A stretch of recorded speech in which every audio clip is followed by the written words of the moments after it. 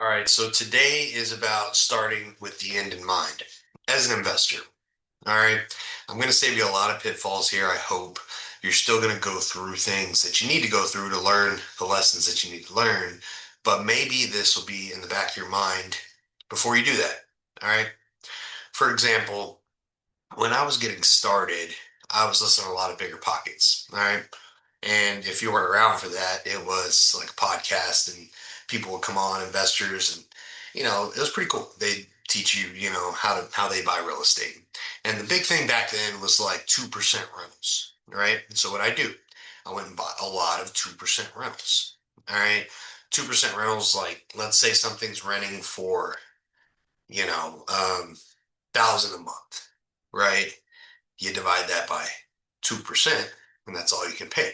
So take out your calculator real quick just to get the exercise if you don't know what that is, right? And 1,000 a month divided by 2% is $50,000. Okay. So you can only buy something that's making $1,000 a month for $50,000. Sounds like a home run, right? Well, where do you get properties that are $50,000? They're normally in the hood, right? So that comes with a whole nother list of problems, skill sets, stuff like that you'll need to learn if you're buying types of properties like that, which I bought a ton, right? I got private capital and I'd buy them for like 10% interest rates, but things would get vandalized. Like there were good tenants, we got a screening process, and got good at managing that way, but it's just tougher in those neighborhoods unless you got your stuff together.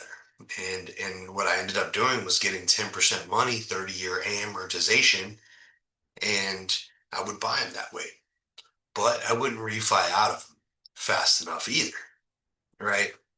So like what would be my end in mind? I was just acquisitions. So like I was just buying stuff because I knew that I needed 2% deals. But there's the money piece of it too. It's got to be able to pencil.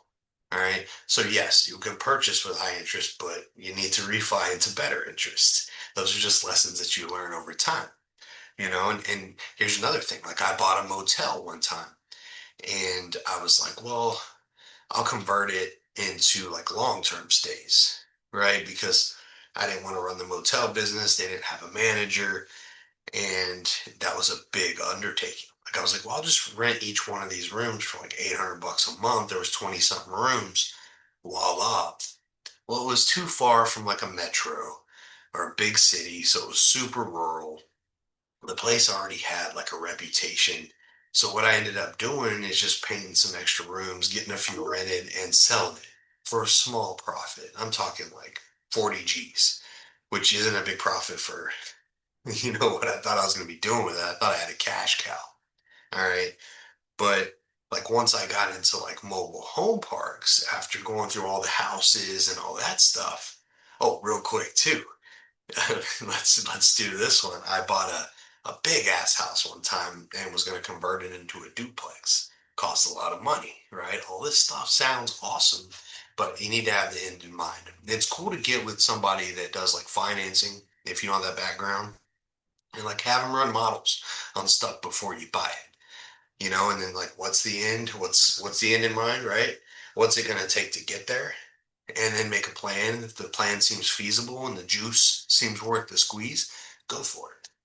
All right. I know getting started, you got to get started, right? But there's a happy medium between getting started and staying started instead of getting started and getting better, right? And I'm telling you this because a lot of people that probably are going to listen to this are like go-getters, like self-starters, super action oriented and just want to go. They want to move. They need to take action. They will take action.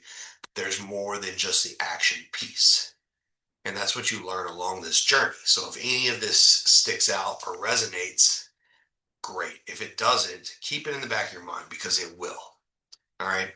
Back to mobile home parks. The reason I like them so much is one, they're super forgiving because you have several units. If you have some vacancies, you can usually be okay with cash flow, right? Everything's under one roof.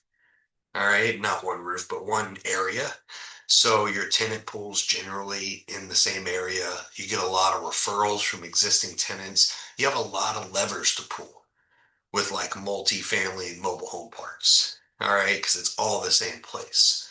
So what I've learned over time is, and I say this with grain of salt because there's people out there that crush the single family industry. I just met one at an event I spoke at a few weeks back. I mean, he's built a fantastic portfolio of single family homes. He showed us the breakdowns of how he was burning into this stuff and out of it, all that. Okay, so yes, you can do well with single family homes. But what's cool is like you can cash flow really well in these mobile home parks. All right. And you can raise valuation because they're all based on cap rates. So for every home that you either put in there or get rented, the value goes up. All right. Which is a lot different than houses, right? Normally houses are worth what the houses around them that look like them are worth. With mobile home parks, yes, lot rents are generally the same in the area, but however many you can stack of those is how much the park is worth. All right. There's levels to this game. So what this is all about is just telling you to think with the end in mind. All right. What's your goal? Maybe you don't know. Maybe it's $1. Cool. What's the goal?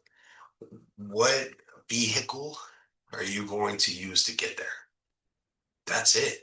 And then learn through the process. I highly recommend like mentors, coaches, masterminds, all that stuff. However you start, pick the vehicle, be the best at the vehicle, and have the end in mind to get there. You're going to hit some bumps along the way. You're going to hit the guardrails, all this stuff. But just as long as you have the goal, right, and the vehicle, you can get there.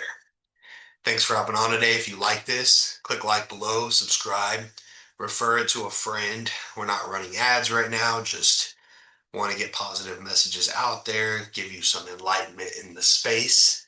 Thank you again. Till next time.